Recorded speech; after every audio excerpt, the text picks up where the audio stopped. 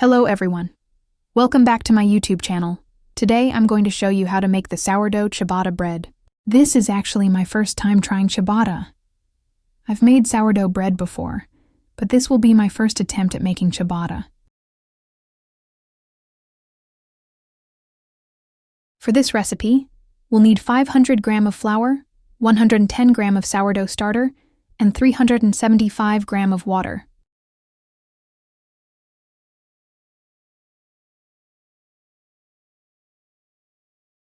Normally, you should add the water first, then the sourdough starter and mix them until dissolved. But since I measured the flour first, I didn't feel like transferring it to another bowl, so I added the water and yeast directly to the flour.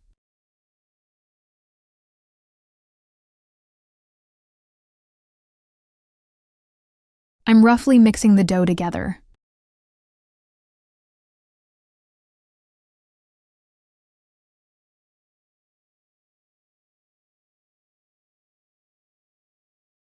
We don't need to knead the dough until it's completely smooth.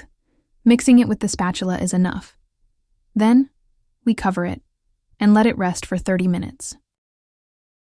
This is my first time making ciabatta as well. I'm not a professional in sourdough, but I absolutely love it and enjoy making it so much.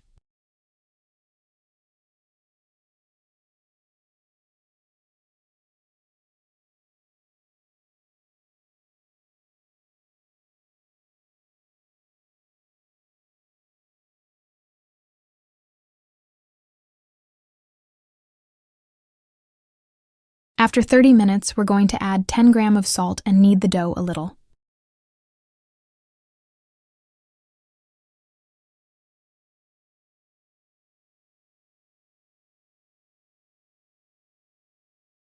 Then, we cover it again and let it rest in a warm place.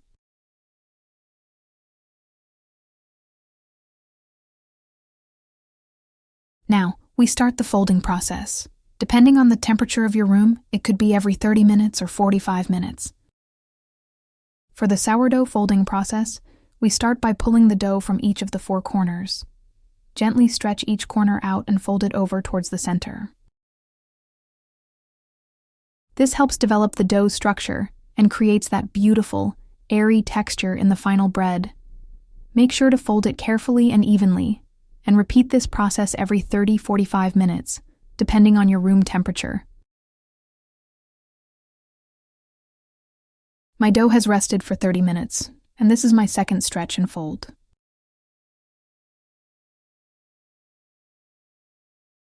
If you like this video, make sure to give it a thumbs up, subscribe to the channel, and leave a comment below. I'd really appreciate your support in helping me improve, and I'd be so grateful if you could help.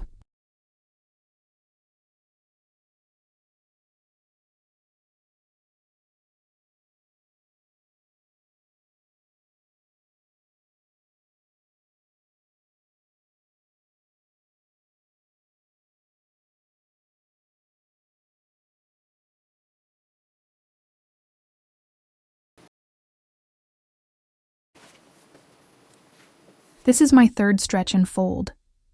With each stretch and fold, the dough becomes stronger and more elastic.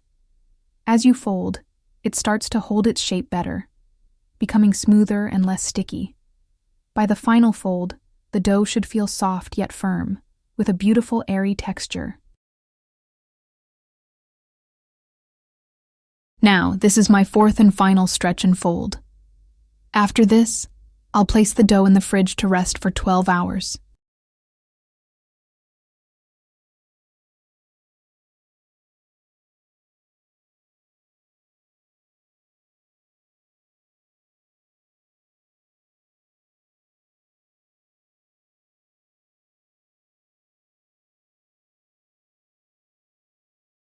The next day, this is how my dough looks. Now I'm flouring the counter and gently tipping the dough onto it. Then, I slowly stretch it out by pulling each of the four corners with my hands.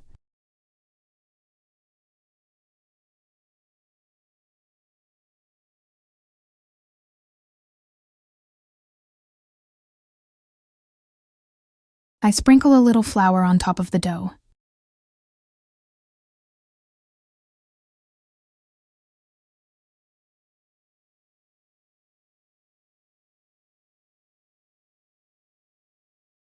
Then, I cut the dough into the desired portions. I made 6 ciabatta loaves, but you can cut it however you like. You can make a larger loaf or smaller, longer ones. It's totally up to you.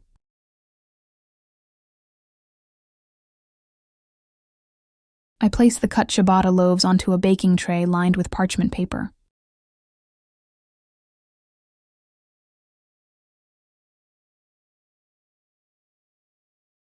I placed the tray in a preheated oven at 475 Fahrenheit, adding a bit of hot water to the bottom of the oven to create steam. This helps the ciabatta develop that perfect, crispy crust while baking.